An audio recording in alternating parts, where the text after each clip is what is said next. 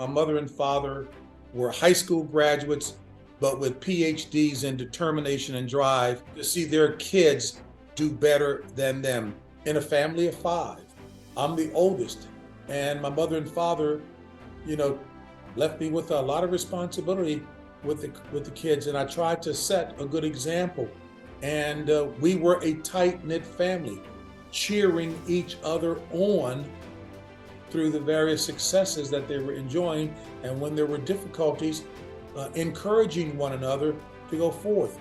Here they were of very modest means, but talk about a real sense of togetherness in our neighborhood, neighbors helping one another. My mother's good friends, when we wound up going to DeMatha High School, private school, we didn't have the means to do that, and her friends chipped in so that we would be able to wear the blue blazer and the gray slacks, white shirt and tie, which was the school uniform. They chipped in together.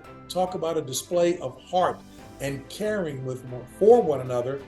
That just made an indelible impression on me, and I continue to do that. After the race riots in '68, that many schools, including Ivy League schools, made a concerted effort to go and get, worthwhile kids who didn't look like the norm at Harvard, as they could have had a class of people who all aced the SAT with 1600s, but they had a nice mixture. People thought maybe they were lowering standards. I mean, I went to a pretty good school, class president, the whole 9 yards, but I was blessed to be around some outstanding people like those on our basketball team and others, many of whom in the largest African-American class, at least in recent history, that they had, the overwhelming majority went on to do great things in life.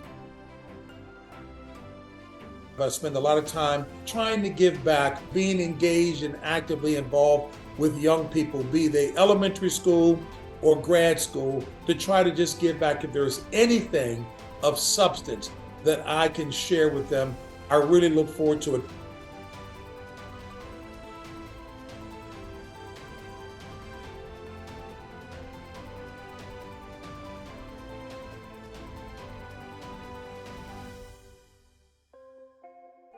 I just pray that people will see that the big team, all of us, is really the key to success. And we can look at the little teams in the world of sports. I mean, we like to envision team sports as being the ultimate example of meritocracy, that people will move into positions of influence, certainly based on the gifts that they bring to their sport, to help the team win. And that comes in a number of different forms, colors, shapes, and sizes. Is that not a good example of what is the key to success in the game of life? That same kind of attitude, but there is still minds, however narrow, however bigoted, however myopic, when they're in positions of influence, when you would think, because you've seen examples of excellence in terms of all of the players who are out there coming from different backgrounds, from every hue and stripe, that same kind of selection process would be in play when you're looking to put leaders in position. In the 4 or 5 major commentaries that I've delivered, one on a Super Bowl platform, talking about the issue of the day in the NFL. Why aren't there more head coaches of color who are the faces of the teams? Why aren't there more women who are in decision influencing and decision making positions? And when I look at how challenging this issue of race continues to be, a house divided cannot stand. How can two walk together unless they be agreed? If we could just get past ourselves and the hangups associated with diversity, people don't look at you.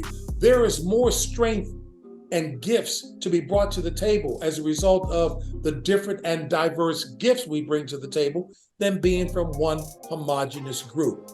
And look at it today, all these years later, 400 plus years later, we're still dealing with this issue.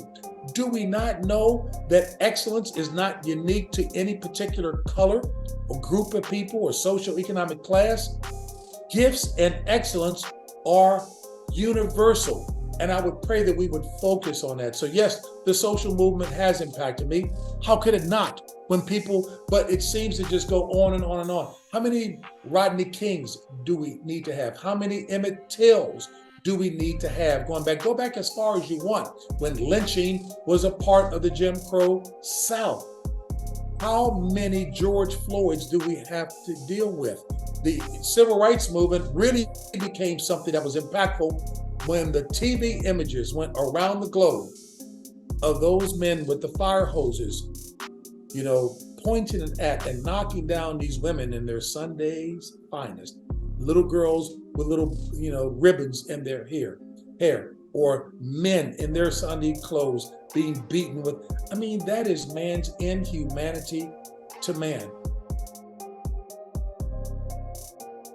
I pray that we will see that the answer has been right in front of us all the time, and it is simply a matter of love, agape love, and unconditional love for one another that is and hopefully will to some degree be the answer to what we're dealing with.